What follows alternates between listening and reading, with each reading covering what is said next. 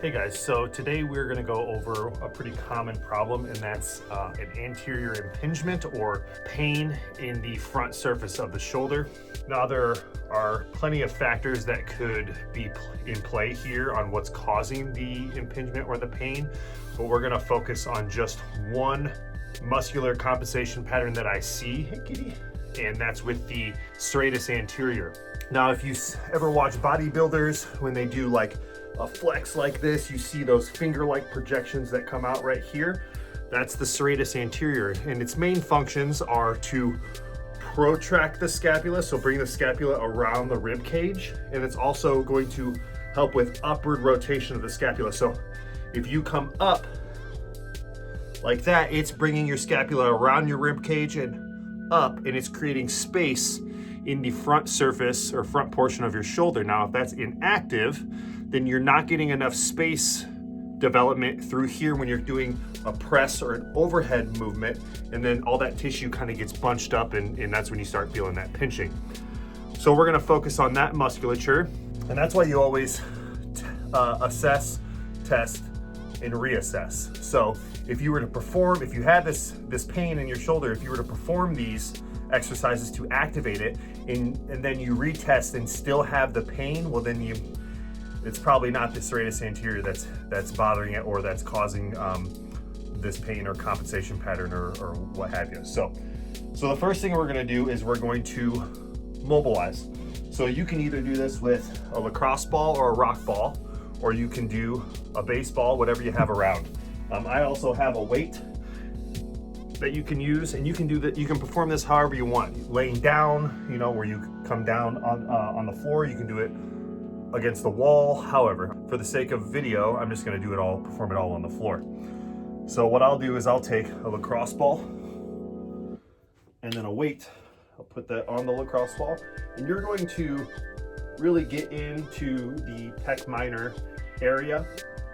So basically where the shoulder and the chest meet, right? And so you're going to put this here, and you're going to kind of roll around for hot spots. Let's see if I can get a little closer. Boom. See where like my crease is, like right, you want to get it about right here. You don't want to have it directly on the shoulder, just kind of medial where that meaty tissue is right here. And you're just going to mobilize that. Roll around, feel for hot spots, hang out there, deep diaphragmatic breath until you feel a reduction in sensation or tenacity, and then move on. 5 minutes on that. Mobilize first. Next thing we're going to do is we're going to stretch out the lat, because the main function of the lat, internal rotation, extension of the shoulder. Well, if you're trying to come up, your lat is a really big, strong muscle. So if you're trying to come up and your lat is tight, it's going to inhibit this motion, and it may just cause some pain in the front of the shoulder. So one thing I like doing, I like using a green band, heavy band on a rig, and then coming down and getting a lat stretch that way. But what you can do if you're at home is you can just do like a compass toe and you freeze, and then you're just going to do a side bend. I like to come here, feel a stretch, big deep breath, expand the rib cage, and you'll feel even deeper of a stretch. Boom. Okay, so now we've mobilized the front of the shoulder, we've mobilized the big strong muscle, the lat. Now we're going to activate. So what we're going to do is we're just going to start with gravity. That's all we're going to use, body weight gravity.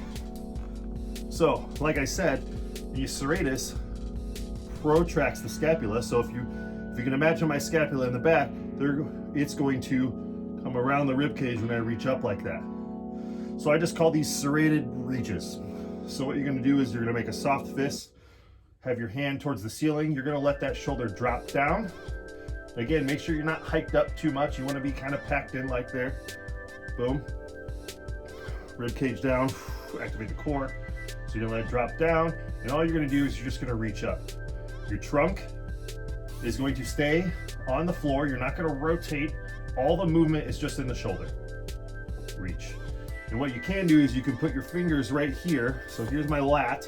So just in front of that, when I reach up, I can feel those finger-like projections, that serratus anterior activating, which is good.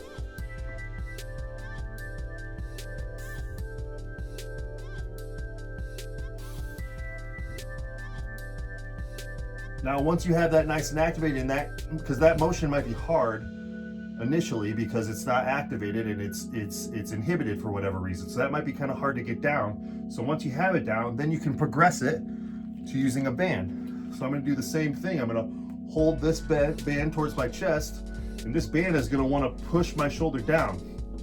Now I'm going to resist it and come up like that. Boom. Okay, so now you've done that. Now you would retest. So if initially you sat here with, let's just say, a weight, you sat here and you had pain right there, okay? Then you performed all these interventions and then you came back up and you felt no pain, well then I'd say you're on the right track. So try that out next time you're having some pain in the shoulder. Now this is just, like I said, this is one option. There could be, there's a lot of factors. The shoulder is a very complex joint. So there could be a lot of different musculatures that are inhibited or hyperactive that are causing that pain, but this is just one thing that you can do. Now, if this doesn't work, then you can reassess, do some deductive reasoning, and move on. And if you guys would like more videos on possible reasons why you're having that anterior shoulder impingement or anterior pain, drop a comment below and let me know. Hope you guys have a good day. Peace.